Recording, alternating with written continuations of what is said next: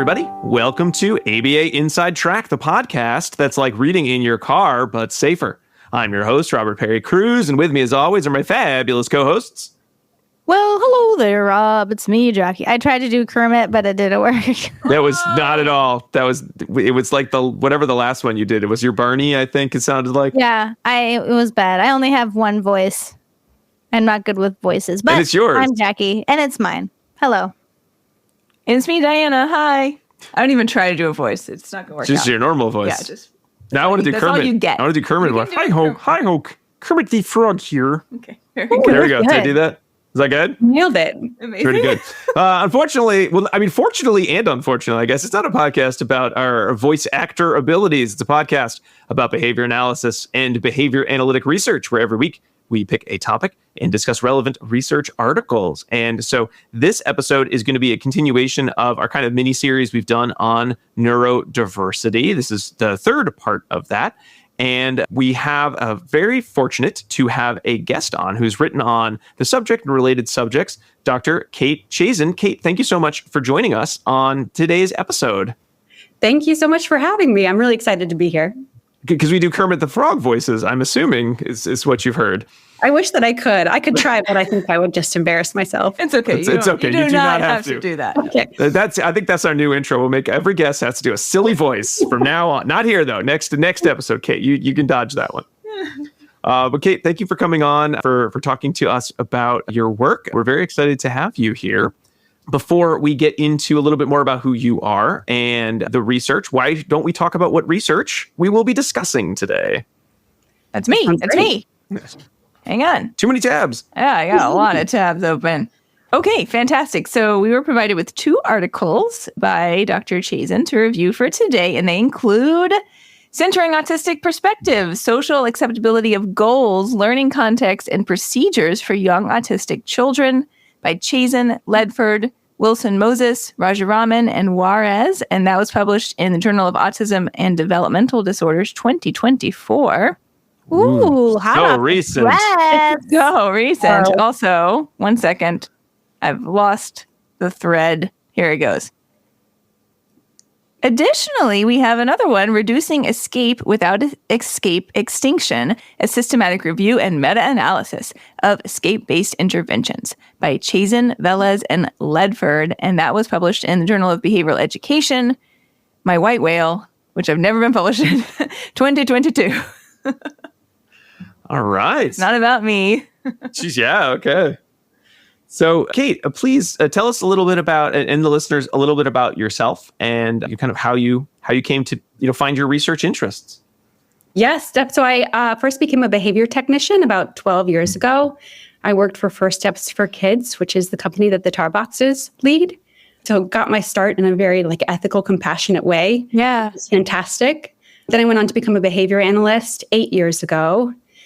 And then the way I kind of found my way into this research is that I was working as a behavior analyst and kept coming across this conflict between my head and my heart.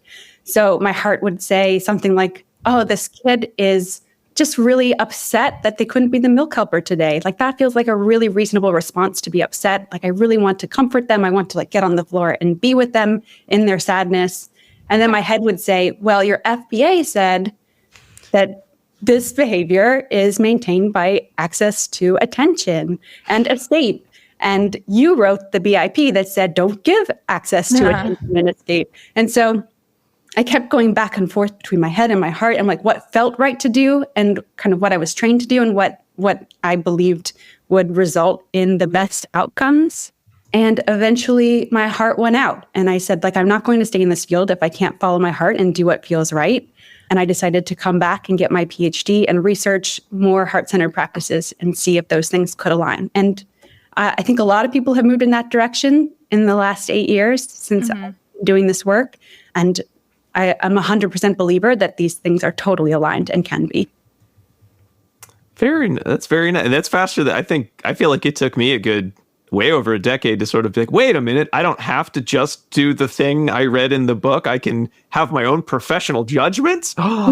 So good on you, Kate. That's a lot faster than a lot of people have come to that conclusion. I also just love heart-centered practices. I feel like that is a really nice and succinct way to describe some of these changes and viewpoints in our field. So I love that. Thank you. So a lot of what we're going to be talking about today is going to sort of have to do with the research you've done on sort of, those heart-centered practices and what stakeholders and clients and former clients will say about things that are preferred or not preferred, kind of under the umbrella, to some extent, of the idea of autistic affirming treatment. So one thing I kind of want to start with is, when you think of autistic affirming treatment, what does that phrase mean to you as a researcher, as a practitioner? Oh, that's a great question. And that actually reminds me that I'd like to share a little bit about my positionality, sort of where I'm coming, my perspective and my biases. So I identify as neurodivergent. I have an ADHD diagnosis, and I had postpartum psychosis with both of my children. So I have quite a bit of lived experience receiving coercive, restrictive treatments. Mm-hmm. And with autism, I score on the cusp of screeners, so I don't really know if I identify as autistic or allistic. And just wanted to kind of frame that so that people have in mind that I don't speak for the autistic community, but I'm really interested in understanding the perspectives of a wide range of autistic consumers. And thank you so much for sharing that. Mm-hmm. Yeah, autistic affirming, to me, it kind of falls under the umbrella of person-centered practices, which I think are heart-centered practices. Thinking about the person as the center of their own intervention, that they are kind of in the driver's seat of determining what goals are developed, what intervention procedures are used, what the intended outcomes are. And then in considering autistic affirming treatment, if the person receiving interventions is autistic, that is a part of them.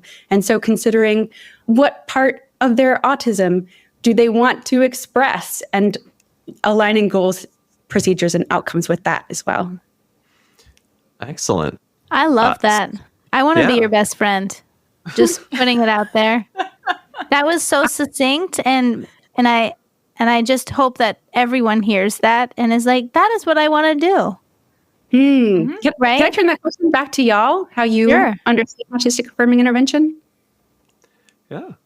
I mean, for me, I think it is very tricky. And I'll be honest, I went back and forth a lot with your social validity paper in terms of having so many voices, which is both exciting, but also terrifying, because it definitely felt like these are great practices. And there was a lot of agreement. There was some disagreement. But some of the disagreement that wasn't directly in the paper or was hinted at in the paper had to do with the disagreement between sort of, best practice in the literature and best practice according to the individuals who are living these practices in some way or another. So it was very challenging to think about what is autistic affirming treatment, because sometimes it feels to me like, the brain, like you said, Kate, that brain versus heart debate. So sometimes autistic affirming treatment to me feels like, well, that's a trick question, because the answer is I have to do the things the research tell me. That's what it means. It means doing things that make their lives better because I was told it does by somebody, probably not someone who is neurodivergent. But then other times I want to follow my heart, and I want it to be about that person-centered planning. So I guess where I am in my own journey as a practitioner and trying to do best by everyone, and sometimes worrying I'm not doing good by anybody, would be really trying to focus on the individual and trying to focus on what they want their life to be and what I can do to sort of make that happen. And I hope it will therefore be autistic affirming if that is something that they are valuing, something that their family will value. If not, I hope I can at least minimize some barriers to being able to live their best life. So my answer was not as succinct or as yours, Kate, but I think that's sort of just where I am, and wanting to learn more and wanting to hear more, because I don't think I definitely don't. I know I don't have all the answers, nor do I want to have all the answers. But sometimes I worry I'm missing a ton of answers, and I have a lot more learning to do, which is sad because I've done this for a very long time. You think you'd get all the answers at some point. But that's really an important point, what you're saying right there. That I don't have any answers. Thanks, Diana. Yes, that you don't know what you're talking about. No, but, just as before we've talked about the distinction between cultural competence and cultural humility or cultural responsiveness, there's one viewpoint that you can learn everything about some other group, right? And once you've learned everything about some other group, then you have mastered the group. And that was like the original kernel idea of cultural competence. And we as a field have since moved away from that to say, you can't know everything about someone. You can't live in their skin. You can't know what their personal experience has been like. And so the best thing that you can do is come away from that saying, I can't know. And instead, what I need to do is listen to you about what your experience is like and learn from that. And always my view and my perspective is going to need to be in the backseat of this, right? And be driven by what's important to you. So that is an exact same parallel here. Like we're all talking about culture. We're all talking about individuality, right? But rather than thinking of it from the cultural perspective, we're coming from the neurodiversity side. So we need to have humility in this regard as well. So you're actually doing great. So my confusion is the right answer, is what you're saying. Yes. Oh, that's good. It's so important to be right all the time. I'm joking. Right. You're joking, but you're also kind of serious. You know what? I did a webinar on dialectical behavior therapy mostly because I don't know what the word dialectical meant. And I now love that term because it's like it can be two things at once. And I feel like, oh my God, that opened up all the doors to my life because everything is two things at once all the time. Oh, that feels so accurate. Mm-hmm. Well, Rob is a very black and white kind of thing. And I hate it. I want a right answer. Kate, I read your article. I want the checklist of do these things and you're the best. That's what I'm looking for in life. It's exciting sometimes when you don't get what you want and you get something different instead. It's a little scary too. I feel like I kind of answered. I took my turn just then, in a sense. You did. Right? You did. Jackie, do you want to talk? Yeah, I think the only thing I would add is that I think as a field we need, there's been a lot of great articles that we can read about, centering the autistic voice. And I think some practical ways that we can do that in sessions and in schools is stop targeting the behaviors that assume normality, right? So stop targeting stereotypy if it's not interfering, and, celebrate stereotypy, do it with them, like be part of that, right? We all engage in it. So why do that? Stop targeting eye contact if it's painful and aversive, right? That's something that we don't necessarily need to do if it's not important to the individual. So I think taking those small steps and saying, like, the autistic community says, hey, this is ridiculous. Why are you doing this? And being like, I hear you. Let's do that. And so I think that's one way that I would add to this discussion. Absolutely. And we can take that one step further and say, like, not only can we celebrate stereotypy or not making eye contact or these autistic characteristics, but we can teach peers about inclusion and differences and the joy of neurodiversity and really change the culture. I love that. So, Kate, we're talking about escape-based procedures, and we're talking about social validity of early childhood procedures in autism care, in autism treatment. And I always like to make a little story in my head about how did this researcher, you in this case, kind of come to these articles? Was it, I'm guessing based on sort of your introduction that it may have been the escape-based procedures first, the social validity research later.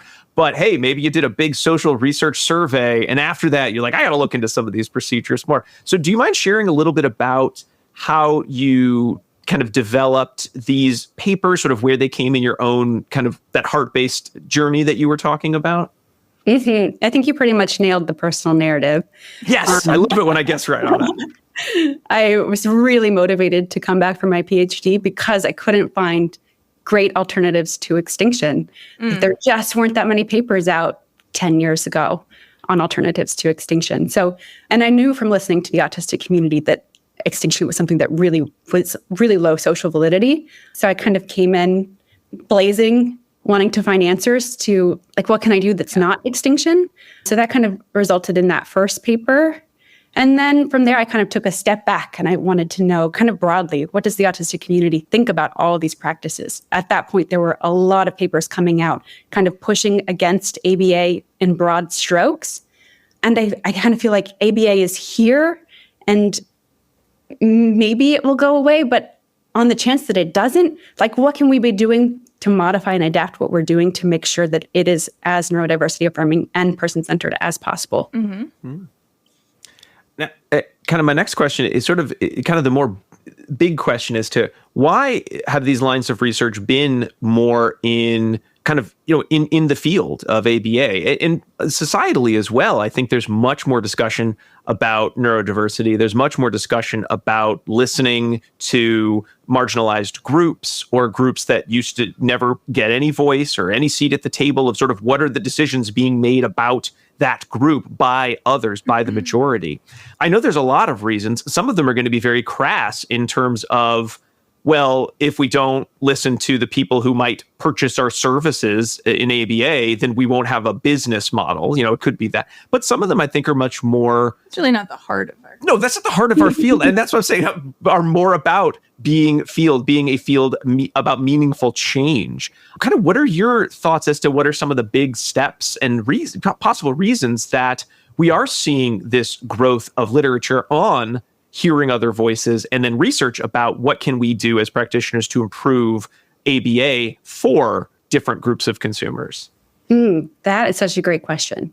I think the reason it got missed for so long is that there was such a focus in ABA and behavior analytic research on overt behavior that we were really just looking at what was happening on the outside and not really paying attention to what was happening on the inside.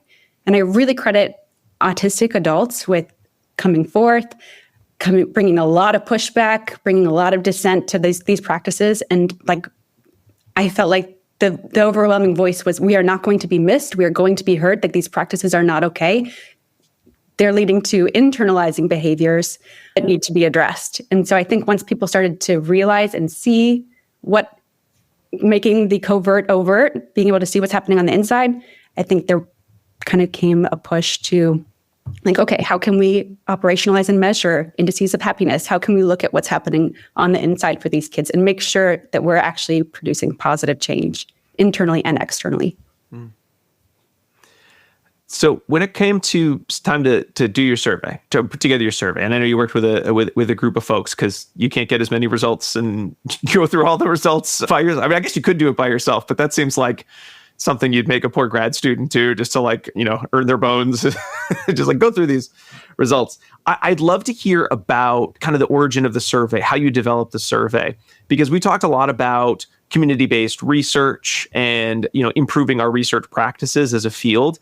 Mm-hmm. And boy, did it feel like, talking about checklists, it really felt like in putting together this survey, you, as much as not about checking all the boxes, you kind of checked pretty much all the boxes as to this is what this type of research should be looking like, if not all research should be looking like in the future. So I kind of just want to hear the story about putting that all together. Absolutely. So we did a number of things to try and make our survey very community-centered. I think there are ways we still could have really improved it. And I'm still proud of the steps that we took.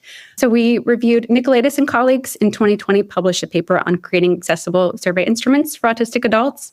And that paper was put together by autistic researchers. So we went through their checklist and made sure that we did everything on that list to the best of our ability. We also recruited a neurodivergent professional with interest in autistic affirming intervention and autistic affirming practices. And she went through the survey twice, and we incorporated all of her feedback. We reached out to autistic communities online to find out what kinds of ways to recruit participants would be socially acceptable. We wanted to be careful not to kind of trample into communities where we weren't welcome or to cause any kind of issues. So we got feedback from the autistic community about how to recruit, and we followed all of their suggestions to the best of our ability. And then within the survey, we got a lot of feedback on the survey, which we'll use for future surveys. And then finally, we got some feedback from autistic adults that really community-based research should start at the very origin of a project, and through every stage of research, we should be getting input from autistic adults, which we didn't do to the best, what I think we could potentially do in the future. And to kind of address that as best we could, we created a panel of autistic practitioners, so people who both identified as autistic and who served young autistic children. And we had them review the paper. We went back and incorporated all of their edits to the best of our ability. And when they signed off on the paper, we submitted it for publication. I did note you said that you kind of gave them like publish, not publish. I'm assuming it was like publish right now it's perfect and not publish, make some edits, as opposed to if they were like, no, throw this in the trash, and you wouldn't have just like totally given up. You would have asked them for feedback, right? Because it seemed like a lot of work, which is awesome, but no one wants them to be like, well, guess we can't use this. Absolutely. I think we got positive feedback from our internal review board. Okay. So fortunately, we didn't have to throw it in the trash. That's good. That'd be a lot of work to throw in the trash. A lot of survey results. This is a lot of work for this study. I'm really impressed with all of the forethought that you took and all of the care that you took to ensure that you're addressing the right populations in the creation and the sign off of it. So that did not go unrecognized, at least for me as a reader. I could see just how much care was put into this. So thank you for doing that. Jackie always when we talk about articles, when it's just our group, Jackie has always sort of talks about like, I like that they had, their IOA, they had an IRB. We're seeing that a lot more in papers. I never thought about that stuff. I'm very much like, get to the results. Like, I want to get to the fireworks factory. What did you learn? And now what do I do with this? So, I never really thought about all the other things that go into the making of research until we started doing the show. And Jackie always brings it up. And as I was reading it, I could almost feel like, well, Jackie's got nothing to bring up because all the things got done. That is true. They all happened. That is true. It all happened. I mean, I guess you bring up that it happened, so it's not like you had nothing. But it was like, oh, these are all the things that Jackie mentioned. They're all there. It's so exciting. It's very cool to read. I do think one area of growth, I really wish that we had recruited autistic perspectives in our survey design, because I think we missed some really key things that would have been nice. Like, I'm going to use moving forward for sure.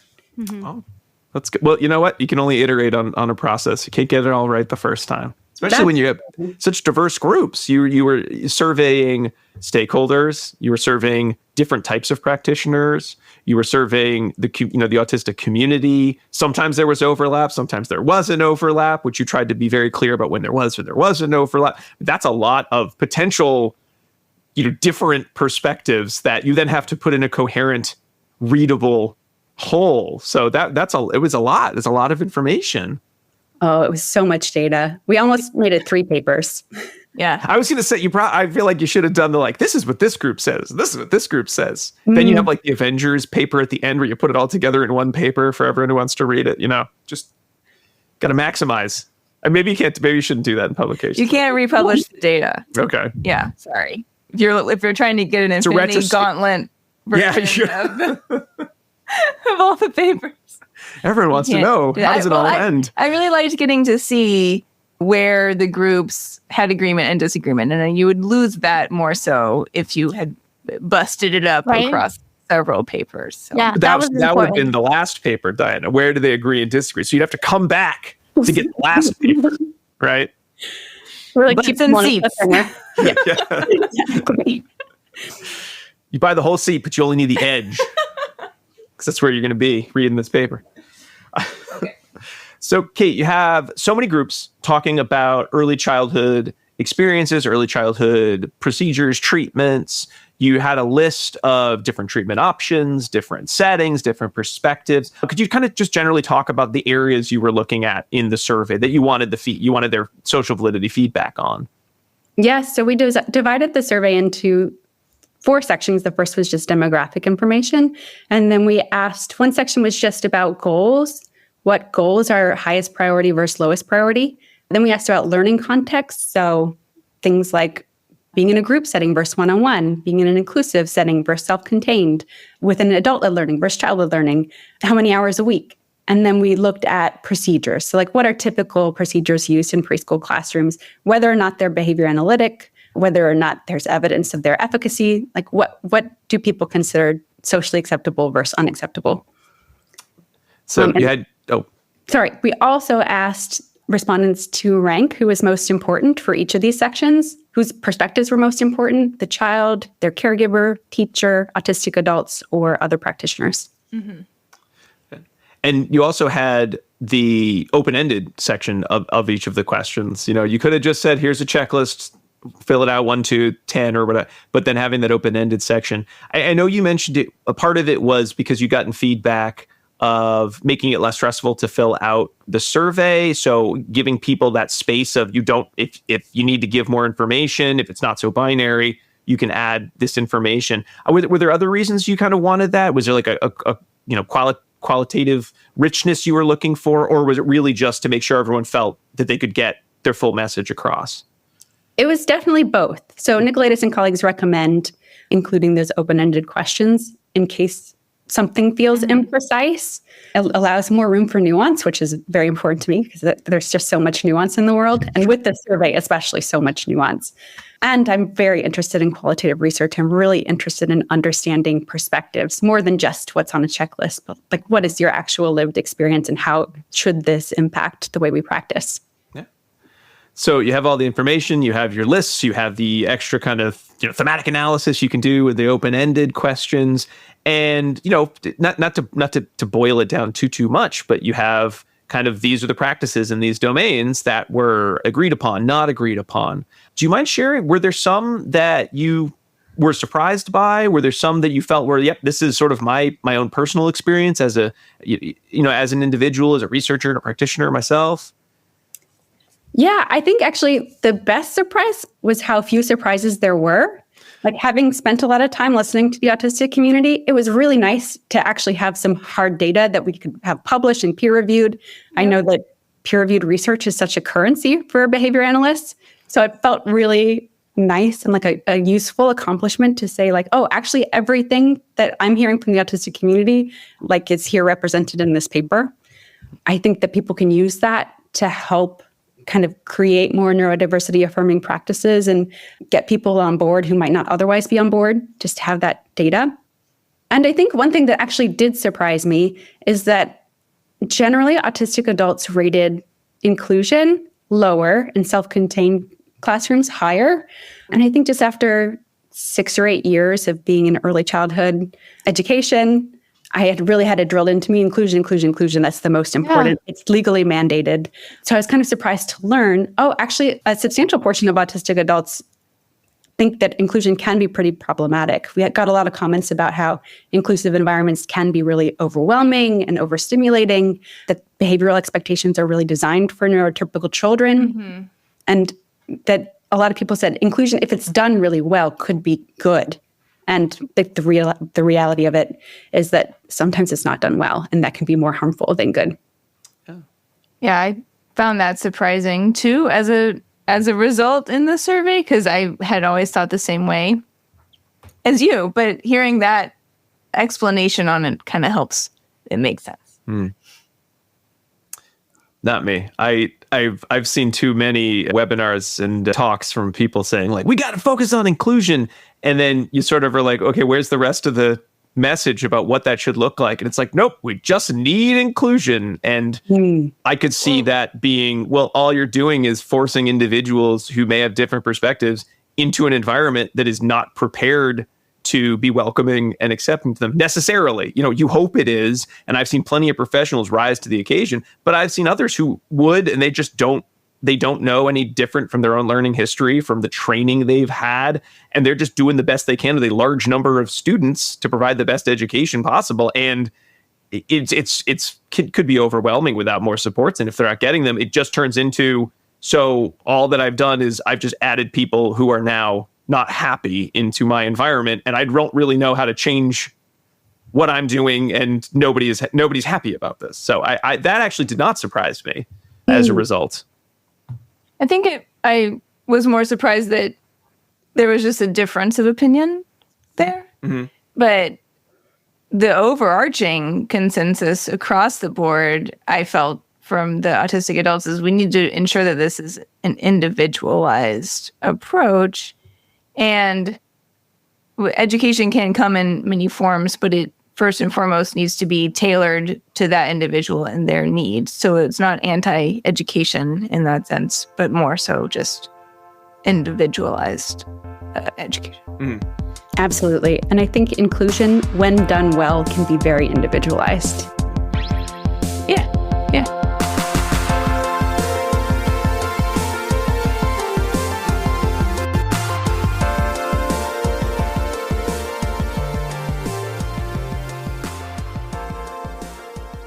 Do you want to be a BCBA? Sure, we all do. Now you can come to Regis College in Weston, Mass. to get your graduate degree. Choose from any one of these courses. Masters of Science in Applied Behavior Analysis. Masters of Science in Special Education, dual degree in special ed and ABA, or be eligible for your postmaster's certificate. You can complete your degree and be ready to sit for the exam in 2 years. And our 2017 grads had a 100% pass rate on the BACB exam.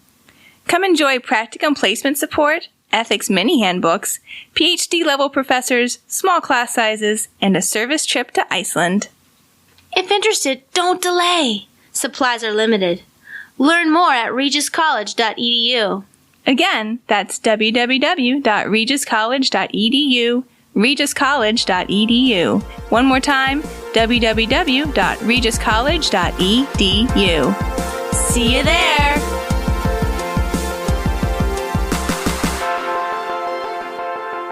Hey everyone, sorry to pause the conversation, but I wanted to remind all of our listeners that ABA Inside Track is ACE and QABA approved. By listening to the show, you're able to earn 1 learning credit. All you need to do is finish listening, then go to our website, abainsidetrack.com, or click the link in your show notes to go directly there to enter in some information about yourself, as well as 2 secret code words. And these are secret guest code words from Dr. Chazin. And the first of those code words is Edwina, EDWINA, Edwina. It is a name. Bonus points if you can name the Nicolas Cage movie where this code word comes from. I thought it was from Bridgerton. I thought it was from Bridgerton, but it's not. It's not from Nicolas Cage's Bridgerton. It's from a different source. You don't get anything special other than we'll say, that's right, and congrats to you. But hey, it's fun. Edwina. All right, now for what you're really here for, the rest of the episode. Another thing I noted, and I feel like I'm turning into the grinds my gears section of the show, which I didn't mean it to be. But we don't normally have that section, though. Just so you know. I've been pushing for it. But He's working on the sound effect. Ooh, what would that be? No, I'm not going to make Jackie do a grinding gears sound effect. No, because I don't want it. So I'm not even. Yeah. So I did find it kind of odd that so many of the respondents across the different groups were pretty down on a lot of procedures that are sort of like gold standard. These are great school procedures. So timeout, and I know we've talked about like there's a lot of pros and cons to timeout, but something like class-wide reinforcement-based systems, which there's so much research to support, like these are the best for our schools, which again doesn't take into the context what should a school be, what has a school been when this research has been done.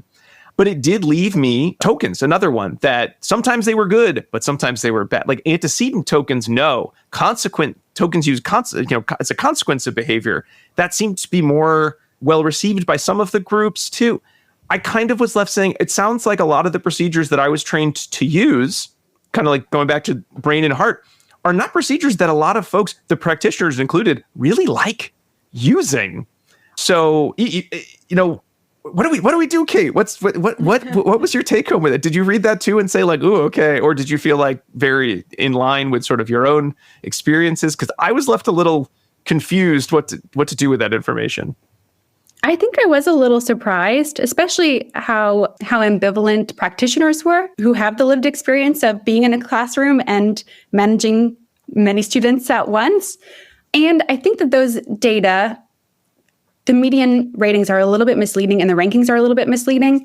There's quite a distribution, and about half of respondents rated it as sometimes, often, or always acceptable.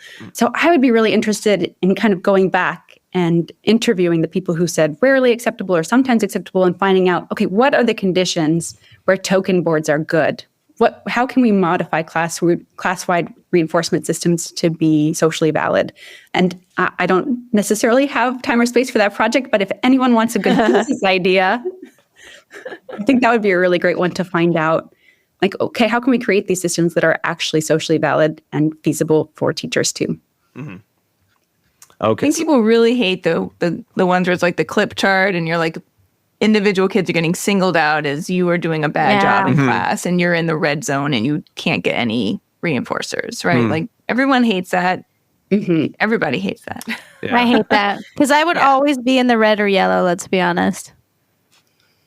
Because you're hugging everybody. Because I'm hugging everybody. I'm in everybody's space. I don't follow directions. So Those were pretty universally disliked in the survey. I think they were one of the Worst. Most agreement as never acceptable. I love that idea, Kate. And I kind of was hoping you were going to say, and that's the paper that's coming out real soon. All the answers from the interview, because things like, timeout in terms of those median respondent scores, like timeout came up higher in terms of like the average, high median response to something like a classified reinforcement system, which again, I think you would need that context of when I say classified reinforcement system, are you thinking of the bad kid chart or like the do not serve this customer kind of like postings for the kids who do something wrong? Or are we thinking of like, the gold standard kind of good behavior games where everyone's a winner, kind of those systems? Because I would love to see if we're broken down even more how those results would or potentially would not change in terms of how do we make, really socially valid environments.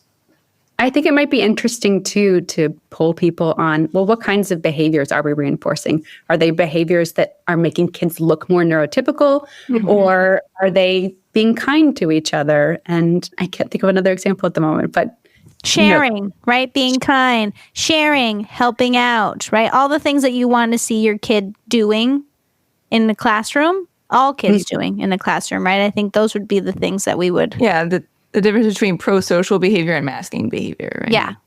Absolutely. Right. And we didn't clarify that on this survey. That's okay. You know what? You can't. You did. It was an awesome survey. You can't get every single thing. I mean, it would have been like 50 pages long if you got that. And nobody would have taken it, right? They'd be like, 50 pages a survey. I'm surprised we got as many respondents as we did. It was quite long. Mm-hmm. Yeah. I would just say too, like I love this paper as a whole, and I think that a lot of these questions are really getting at the procedural aspect of social validity with respect to our common behavioral teaching arrangements, and that's different from outcome validity too. So I think that's important to make that distinction here, because sometimes people like the outcome that might come from having a class-wide management system, right? But the methods that we're using to produce that outcome are equally or more important, because we can't get to the end result if the way that we have to get there is via a means that's going to make people feel bad or upset or discounted. Right. That's such a great point. Okay. And that's all I got to say about that. So, Kate, I know the overall results were surprising in that it wasn't surprising how many groups of the different respondents in the groups agreed with many of the same areas. However, there were some differences. Some of it were minor, so sort of some of the rankings were, off by a few points or two. Some were a little bit more differentiated across the different groups.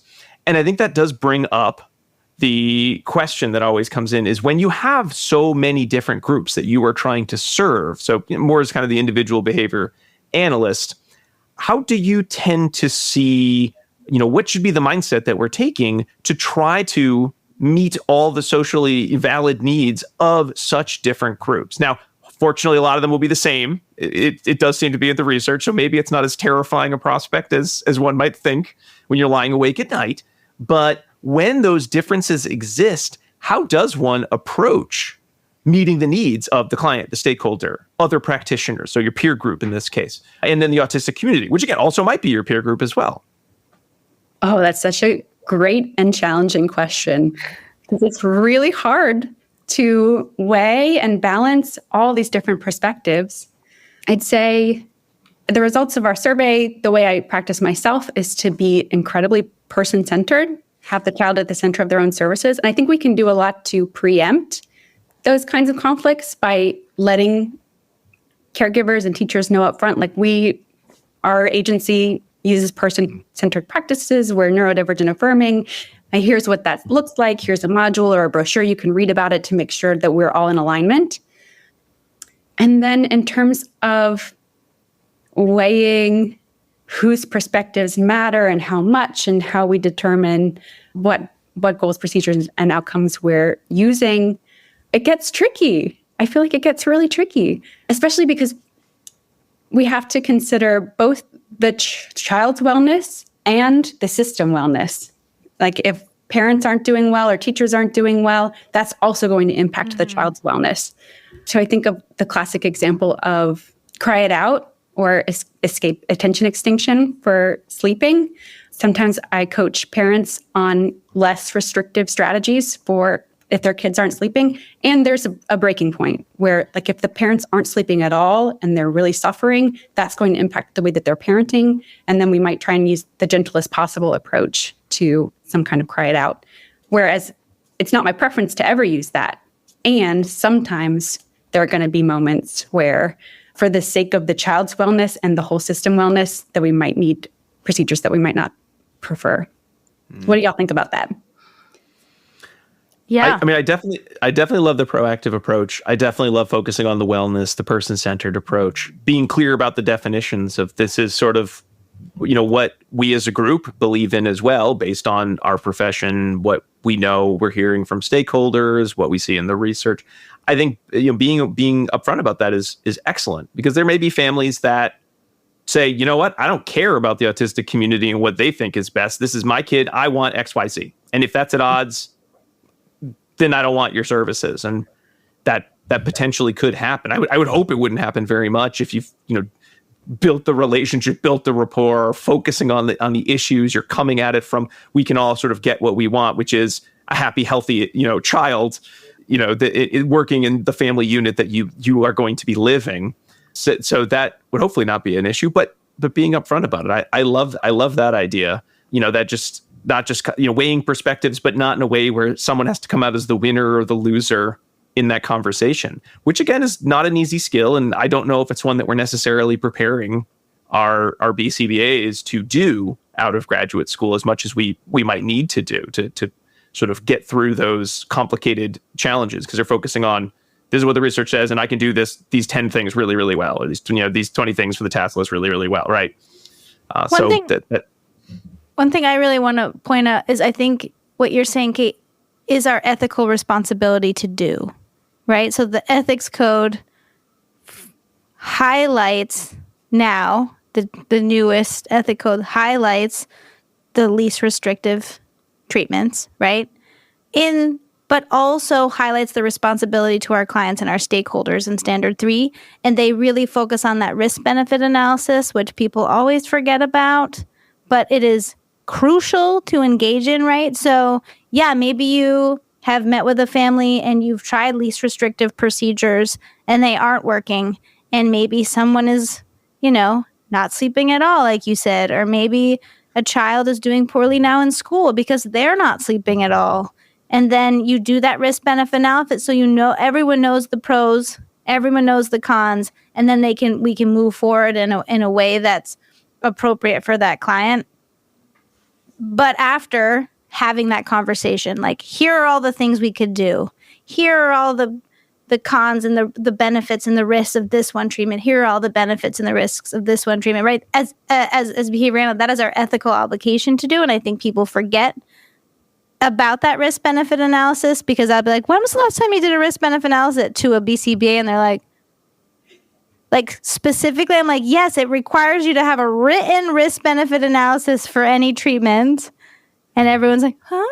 Right? Jackie, I love a pro-con list. Or Kate, Dan, everybody, what is a good risk-benefit analysis example? Because I have certainly read plenty of papers that tell me to do a risk-benefit analysis, and they don't usually then describe what to do or have great citations. And it's one of those, like, I'll look that up later. And then something comes up. I don't get to it. There's a really great risk-benefit analysis worksheet in the ethics toolkit on the BACB.com website.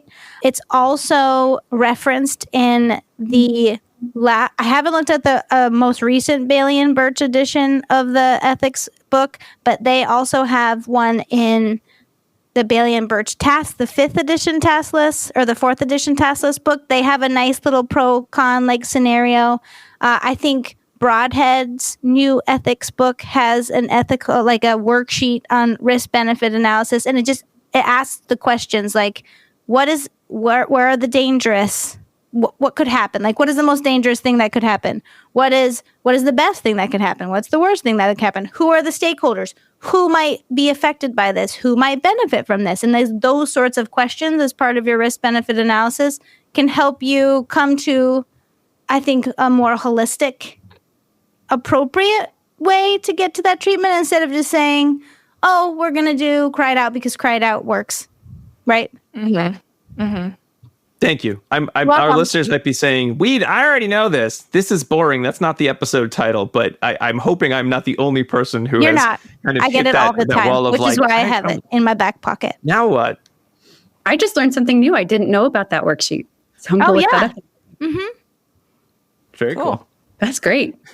Back to, I forgot the question, but I know what I want to say about it, which is so many surveyants were it seemed to be near agreement that it should be the child's interests that dictate what happens next, right? And I'm with them, right? I'm in agreement as well. But I think that kind of like your point, Rob, you're like, what if when the autistic community and the parents are at odds with how they would approach it? The same may be true when we're attempting to figure out, well, okay, we're all saying that the child's interest is where we should be following their lead, but what if we don't really know what it is that they want, right? Because we need to first and foremost develop some language in choosing behavior here. That can be one issue where I think, again, like that's going to be part of your decision-making model is we should always be pushing, I think, for independence and autonomy and self-determination and decision-making. And if our client doesn't have those skills yet, then we can make the argument that that's where we need to start such that we can then come to having them be more involved in the decision-making process. But then another challenge with respect to this too is, I've known lots of kids, and very often as an adult, I can see that the child might be acting towards a short-term benefit versus a long-term benefit, to put it nicely. And we all would like to have those lazy days, right? Where you're just like, I'm just chilling, but there are also bigger accomplishments that I want to make in my life and things I want to learn and I want to continue to grow. So how do we balance that as well if our student is telling us, no, I really do just want to be on the iPad all day and I'm not interested in your educational goals? Well, where's the breakdown and when do we decide that it's time to exert some additional tutelage there? So it's complicated, right? It's easy to just say like, listen to your clients, listen to the parents, and you'll know exactly what to do from there because it's more complicated. I think what you just pointed out is one of the most important reasons why we should be listening to autistic adults, because they have both the lived experience of being autistic and the kind of hindsight of being adults who understand long-term outcomes and can kind of do that risk-benefit analysis of like what are the kinds of goals that are worth working on, even if a child might have some resistance to it, and kind of where are those boundaries when we should be working on it, how much, how we should structure that, those kinds of things. Well, I want to make sure with the time we have, we also talk a little bit about the escape-based intervention meta-analysis too, which I think goes nicely with listening to voices and making sure we're including all stakeholders and clients and communities in discussions of treatment acceptability. Now, Kate, I know you did the escape-based meta-analysis before this survey, but did you find that the results of the survey were in line with kind of your feelings of like, do we really need to be using escape extinction? Is this really an appropriate appropriate option all the time, even though research says, yeah, you pretty much need to use it a lot of the time, or at least the research that had been published up to that point? Because I'm looking through the survey, and I know one of the things that jumped out at me, the survey results, was how much individuals were very positive of if a child is upset, you want to help them, you want to make sure you're working on skills before they're upset, which escape extinction, no escape extinction, I think we all agree with. It's best to work on hard skills when everyone's in a good mood. But there was a lot of reference to, but they have to be brought back and shown that they can't get out of doing these things that are hard, which does sound like it could be moving into escape extinction territory as a potentially acceptable treatment option, at least in the survey. Was that your read on the? I mean, you saw a lot more responses than I certainly did just by reading the summary of the paper. But was that your take too? That it wasn't like everyone hates escape extinction, or am I glossing over some of the results? I think one of the more surprising results was that actually some forms of escape extinction were rated more socially acceptable than I would have guessed. So the kinds of escape extinction that limited bodily autonomy, any kind of physical prompting or restricting to an area or restricting to a seat, those were rated really low. And then some other procedures that do use escape extinction, like a first then or using a token board before you can leave, those things were rated a little bit higher. So it almost seemed like 3-step escape extinction of getting to that point of physical prompting was pretty low socially rated. And then the 2-step of modeling, persisting without physical guidance were rated a little bit higher, which surprised me. I don't know that I feel the same as our respondents. No, I'm with you. Escape extinction is one of those things that I feel like I'm on like a crazy pendulum of like, no, I don't want to use escape extinction. I know there are alternatives, and that's what I'll use. I don't care how hard it is. And then a month later, I'm like, gah, escape-based procedures. These things are worthless. Escape extinction all the way. And I'm like all over the place these days. So I would love to sort of hear kind of a nice summary. I mean, I read the paper too, but folks who haven't read the paper yet, kind of some of the findings you had, some of the steps that can be taken. If you could help me sort of find a nice middle balance, I'd appreciate it a lot. I'm sure other people would too, but I know I will today. So Absolutely. So I'd say probably the biggest 3 alternatives to escape extinction that people talked about were antecedent modifications. Actually, kind of within that is kind of antecedent modification, demand fading or systematic desensitization, like gradually introducing harder and harder task demands or non-preferred stimuli, and differential reinforcement. So reinforcing sort of what people might consider reinforcing aggression to a lesser degree than we might reinforce requesting to escape. And I think all of those things can be used in conjunction with escape extinction. So if you're in a situation where you need to use escape extinction for one reason or another, like I think of the example of I need to take my kid to school. There was a period of time where she really hated to get in her car seat. And like, if I didn't get her to school, I couldn't go to work. I couldn't feed our family. Like, right. It was really a non-negotiable that she gets in her car seat. I have to use escape extinction. And I can layer on all of those other procedures to make it less aversive, to make it less potentially traumatizing. So we use probably 4 or 5 or 6 other procedures in addition to helping her get in her car seat and buckling her up. Mm-hmm. Man, I had that. And it was because when I would put her into the car seat, I would always bump her head by accident because I just don't have any spatial awareness. No. I would be like, boom, every time. And then she's like, no. So that was me. So I just had to learn to be more thoughtful in my space. Modify that. Get a taller car and the problem will resolve itself.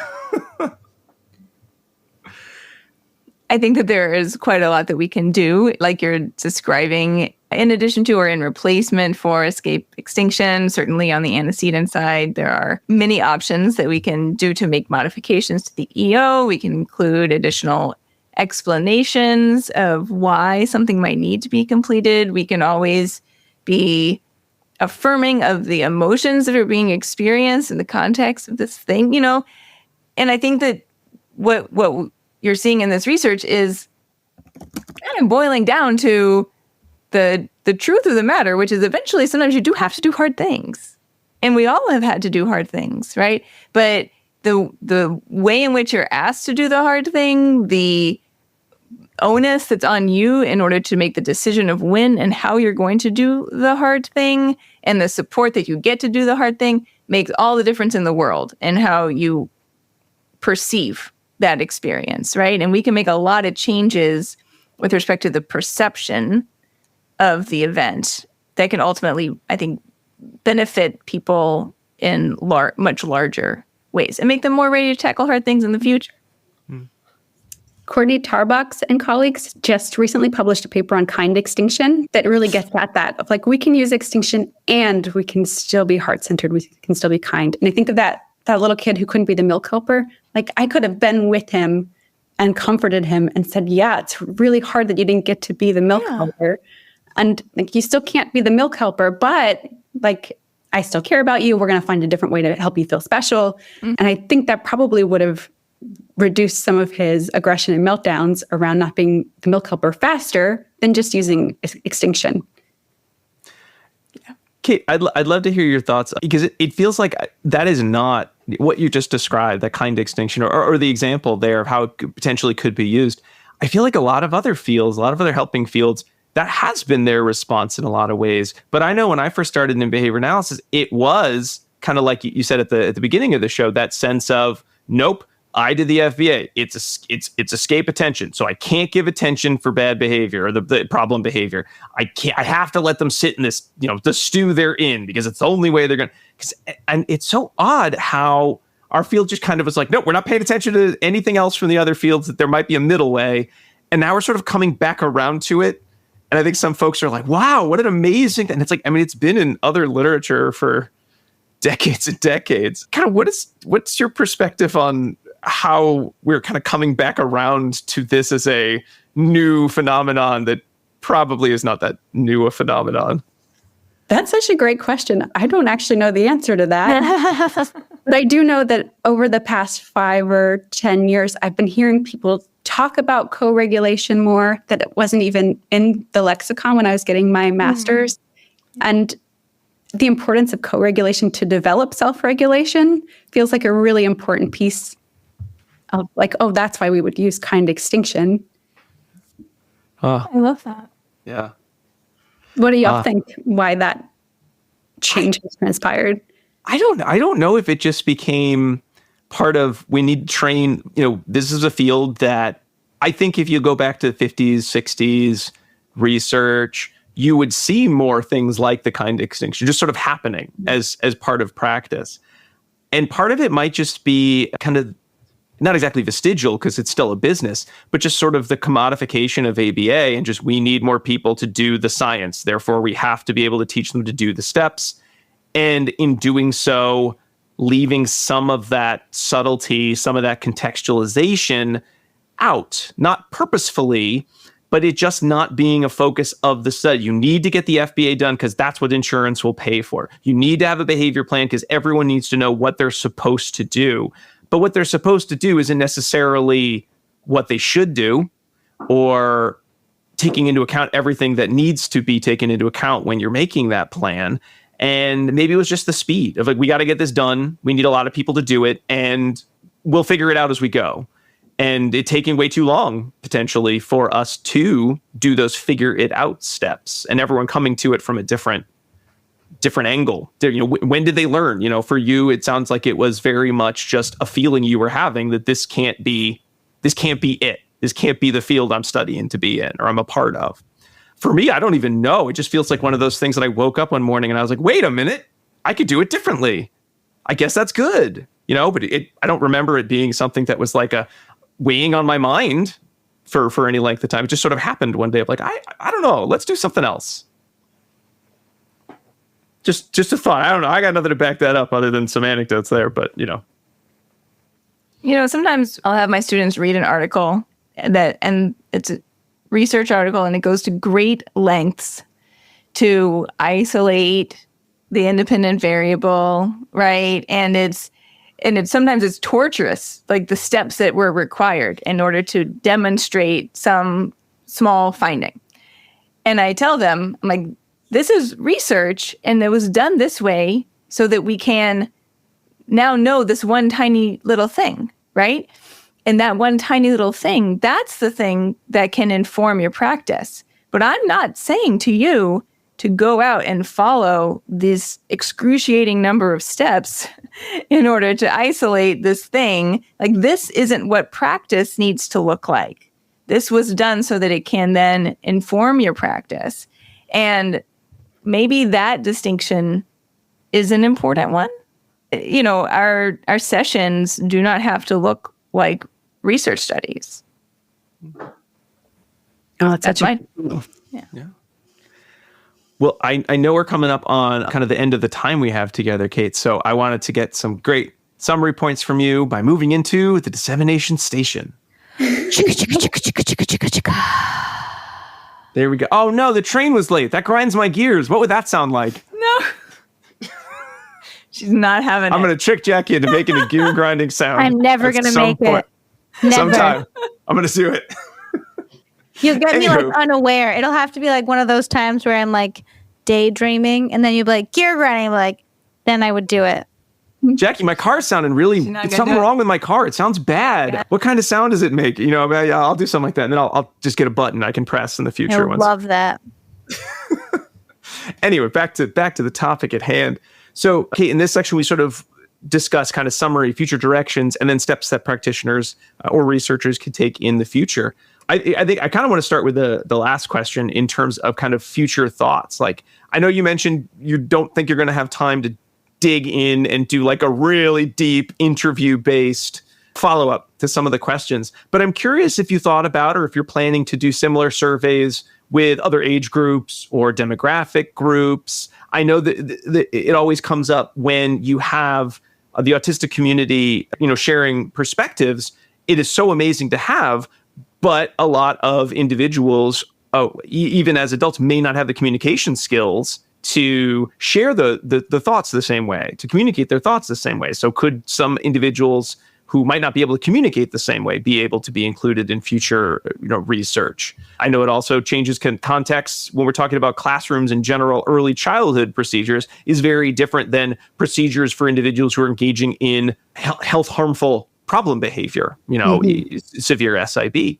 So is there a thought to taking some of what you learned in this survey and maybe doing other surveys with other groups, maybe some of those groups, maybe groups that, I haven't even mentioned or I'm not even thinking of? That is a dream of mine that I'm hoping to do at some point. I especially really want to conduct this survey or other kinds of qualitative research with autistic individuals with higher support needs around communication. I feel like it's so important to get their perspectives. And this survey completely missed those perspectives because it required that participants be, technologically savvy and literate. And so I really want to be able to include a wide range of autistic perspectives. At this point, I'm working for Triad at Vanderbilt. It's the Autism Research Institute. And they are doing a lot of the practices in the survey. I'd say they're pretty close to what I would consider exemplary. So a lot of my research now is on recruiting autistic perspectives on the kinds of practices Triad is doing to get more feedback, to modify and adapt our practices to be more autistic affirming, and then to be able to disseminate those practices and let people know, like, okay, these are some practices that we're getting feedback on from the autistic community that are like good and socially valid and feasible.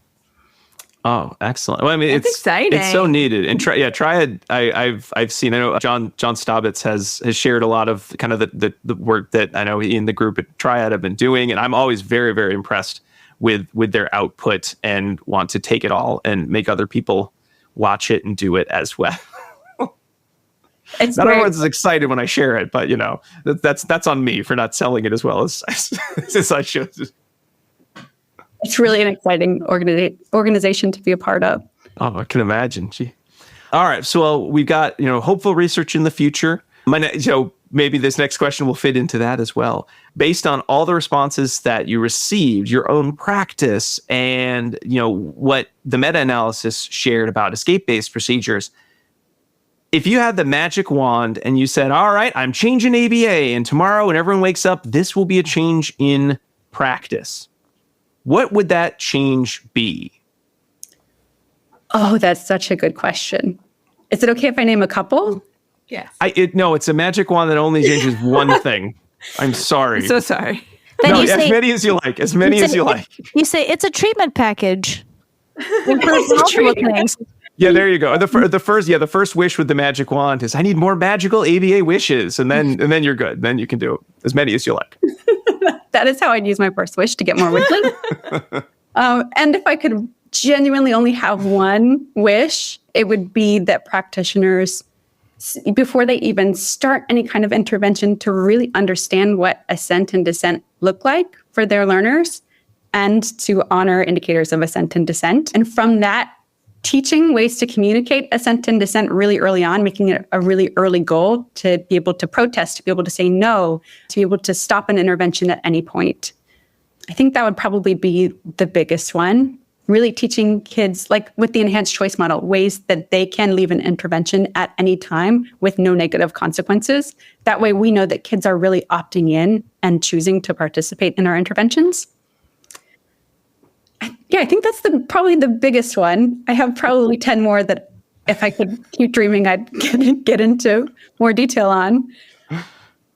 Those are great ones to start with, I think, for folks. And, for folks who haven't seen it, I think enhanced choice model is, I guess, would that fall under the category that you had for escape-based procedures? Because I know one of the things in the discussion of that was that, you didn't include, every single kind of iteration of escape-based or escape extinction that could be used sort of in packages. And I know you mentioned that in the study, but would that be something that you'd consider falling more under escape-based than escape extinction? I know it's a little bit of everything, so maybe not, but. Yeah, we couldn't include it in the meta-analysis because it does include two-step escape extinction procedures. So if a kid is engaging in aggression, they would continue to repeat the task direction and also kind of prompt them and help them get to the area where they can be without the intervention. So on a technicality, we couldn't include it. It didn't meet our criteria, but I would consider it to be a very escape-based intervention. There's opportunity to leave the intervention. There's opportunity to leave the whole session at any point, and a real priority on teaching that early on. Yeah. Okay, I was going to say, like, spiritually, to me, it feels like it falls into the escape-based versus escape extinction kind of bins. If you really had to ask me where my own heart kind of sees that procedure. Absolutely. I would consider it spiritually more of an escape-based intervention than some of the ones that were included in the paper. And then finally, since you kind of nailed it in the paper in terms of looking at those kind of community-based participatory practices, even though I know you say you didn't do every single one, but I mean, it's pretty impressive. The ABA Magic Wand, it's back. You found a second one, but this one only works on researchers. What would be the research change that you might say, kind of thinking of all that you learned in your study? Oh, goodness. Okay, I do actually have two answers for this one. Okay, yeah, it's a two-wish wand. You got very lucky. I love that. That's my favorite kind of wand. Absolutely, including autistic perspectives from the very inception of a study, whether that means collaborating with autistic researchers, creating an autistic panel to weigh in as you research, having those autistic perspectives throughout the process of designing, developing, carrying out, analyzing, publishing is really, really important. And I think also having the internal perspectives of our participants in the forefront of our research. So looking at things like indices of happiness, measuring if they're happy, relaxed, and engaged. For kids with the verbal repertoires, finding out what their internal experiences are as they're receiving the interventions. Really starting to understand what impacts we're having on covert behavior to really change long-term outcomes. Ooh. Good answer. Good wishes. You used your wishes for good, Kate. That's great. I'm glad you found those wands. And not me. I don't know what Jackie'd be wishing for. I'd be wishing for gear grinding sound effects. It's total waste. Total waste. Well, Dr. Kate Chazin, thank you so much for coming on the show today. We really appreciated your time and really appreciated these studies and a chance to talk about them and hear more about their inception and creation and sort of what was learned from that and then what we can take into our own practices and our own research practices. So thank you so much for that. Before we go, is it okay if I shout out a few autistic BCBAs that I really love and admire and I would love people to look up? Yes, please do. Okay. Dr. Mari Cerda, Dr. Ricky Hurtado, Brian Middleton, Ashton Benedict, and Summer Mingo. So most of those have online presences on Instagram or on Facebook. I'd love for people to look them up. I've learned so much from each of them. Thank you for doing that. Yes, thank you. And the Summer Mingo was on the list. I had just seen something. I know she had just kind of co-written a piece on Brian Middleton on the newsletter, a newsletter he puts out. They just sort of wrote a piece together that I got in my inbox, and I was very looking forward to reading it. So, oh, perfect! I'll have to look that up. I haven't seen it yet.